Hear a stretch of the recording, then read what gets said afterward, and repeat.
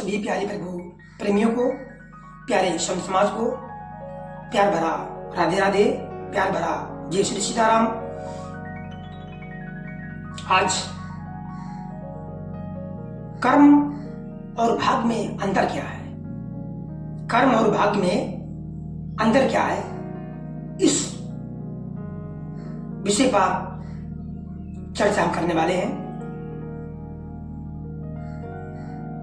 बहुत से प्यारे भक्त मानो ये समझ नहीं पाते हैं कि कर्म का क्या अर्थ है, कर्म क्या है, भाग्य क्या है, कर्म और भाग्य में दोनों में संबंध क्या है, भाग्य कैसे मनुष्य का साथ देता है और क्या मनुष्य को भाग्य के भरोसे रहना चाहिए या फिर कर्म करना चाहिए। आइए इन सब की सुंदर व्याख्या सुनते हैं, क्योंकि मेरे बहुत से ऐसे भक्त हैं, मनुष्य है, जीव प्राणी है, किनको समझ नहीं आता है कि असली में कर्म और भाग्य का संबंध क्या है। आइए समझते हैं कर्म क्या है, भाग्य क्या है।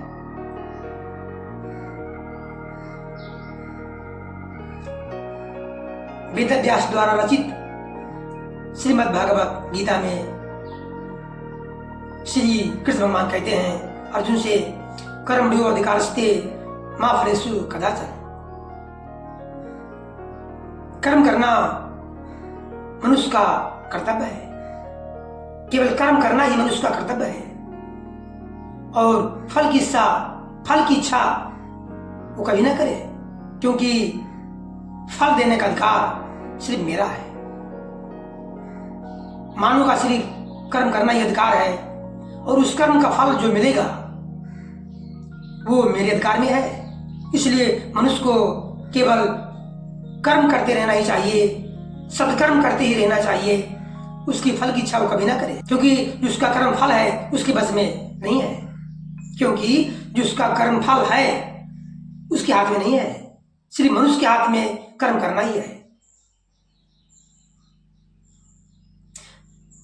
कर्म प्रधान विश्व कर राखा, जो जस करे तास फल चाखा। गोस्वामी तुलसीदास जी कहते हैं कि मनुष्य का कर्म प्रधान विश्व कर राखा, विश्व में जगत भर में कर्म को प्रधान माना गया है। जो जस करे, जो जैसा कर्म करता है, अच्छा कर्म करे या फिर गलत कर्म करे, जो जस करे तास फल चाखा, उसको उसके कर्म के अनुसार ही फल मिलता है। यदि हमारा कर्म गलत है तो उसका फल गलत ही मिलेगा, यदि हमारा कर्म सत्कर्म है, सही है, धर्मयुक्त है, तो उसका फल अच्छा ही मिलेगा।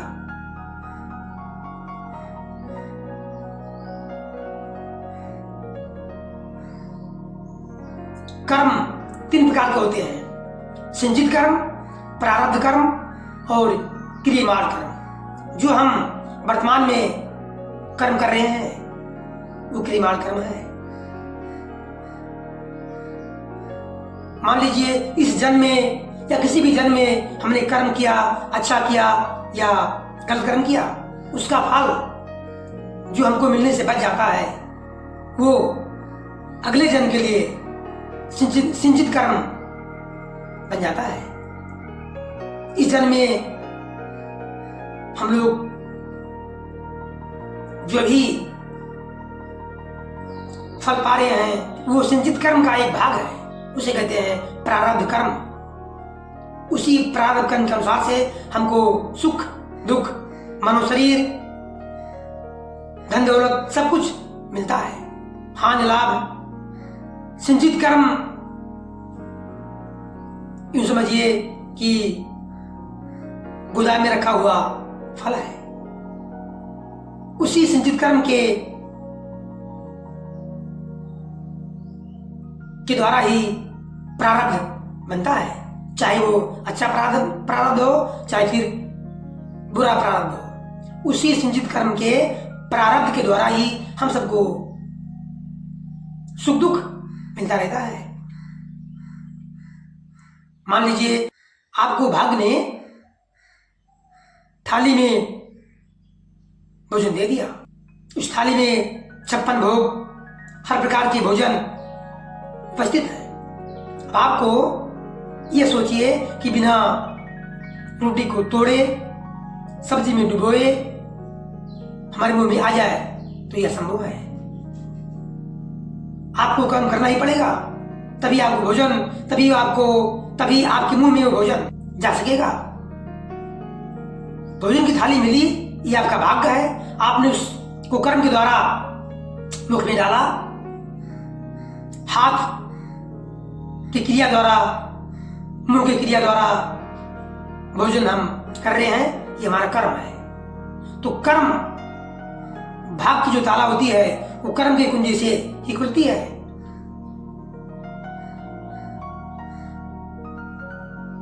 मान लीजिए भाग ने आपको एक सुंदर सा बढ़िया सा महंगा कार दे दिया, लेकिन उसका सुख तभी आपको मिलेगा जब उसको आप चाबी लगा करके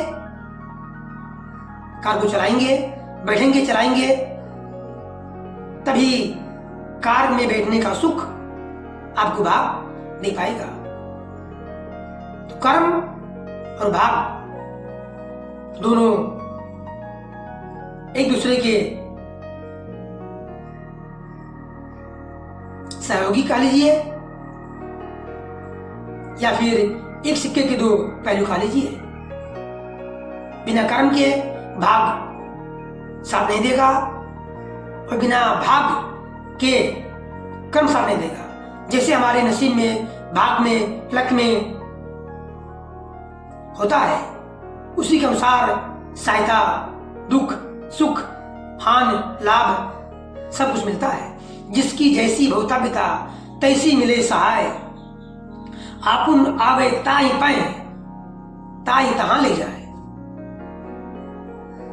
जिसका जैसा प्रारब्ध भाग्य होता है उसको उसी के अनुसार सहायता मिल जाती है, या तो उसको वहां ले जाती है जहां आपको सहायता मिलना निश्चित है, या स्वयं सहायता तुम्हारे पास आ जाती है।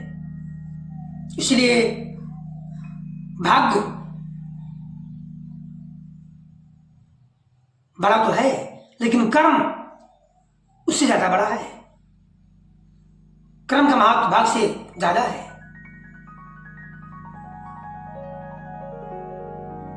क्योंकि कर्म से ही भाग बनता है। हमारे कर्म यदि गलत है तो हमारा भाग्य, प्रारब्ध गलत बनेगा। यदि हमारा कर्म, सत्कर्म, धर्मयुक्त कर्म सही है तो हमारा भाग्य, प्रारब्ध सही बनेगा।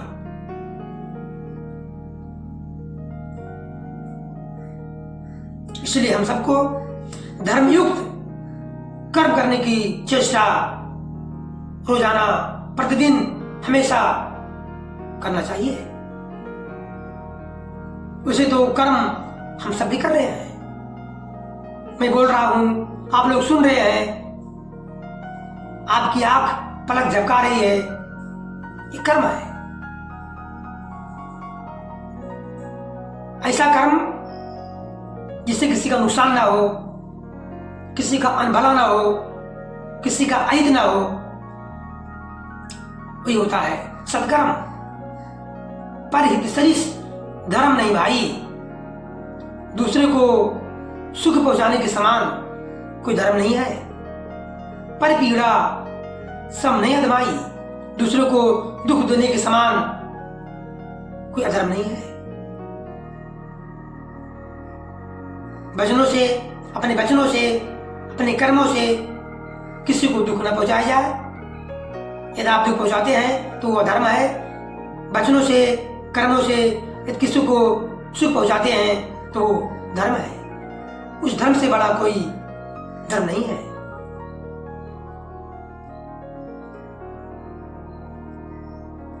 अब आप लोग कर्म और धर्म के अंतर को समझ गए होंगे। कुल मिलाकर के हमें अपने कर्म में विश्वास रखते हुए हमेशा सत्कर्म ही करते रहना चाहिए, क्योंकि कर्म के अनुसार ही हमारा भाग बनता है। जैसी हमारी सोच होगी, क्योंकि पूरा कर्म भाग हमारे आपके सोच पर टिका हुआ है। जैसी हमारी सोच होगी वैसा हम कर्म करेंगे, और कर्म करने से आदत, सही आदत बनता है। वही सही आदत, सही कर्म से ही हमारा भाग बन जाता है। इसलिए सारा खेल सोच पर टिका हुआ है। यदि हमारा सोच गंदा है तो ये समझिए कि हमारा कर्म भाग सब कुछ गलत बन जाएगा। यदि सोच विचार अक्षय है तो हमारा क्रियामाण कर्म, प्रारब्ध, भाग, संचित कर्म सब कुछ अच्छा ही होगा।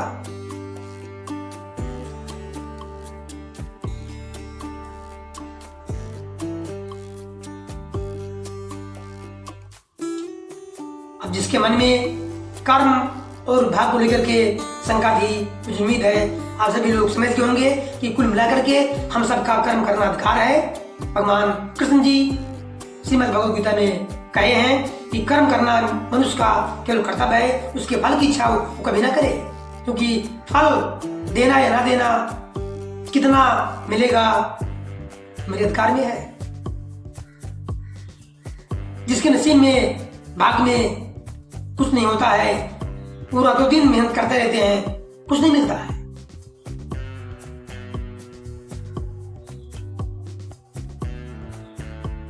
इसलिए जब हम कर्म करें तो हमेशा ही सत्कर्म करें।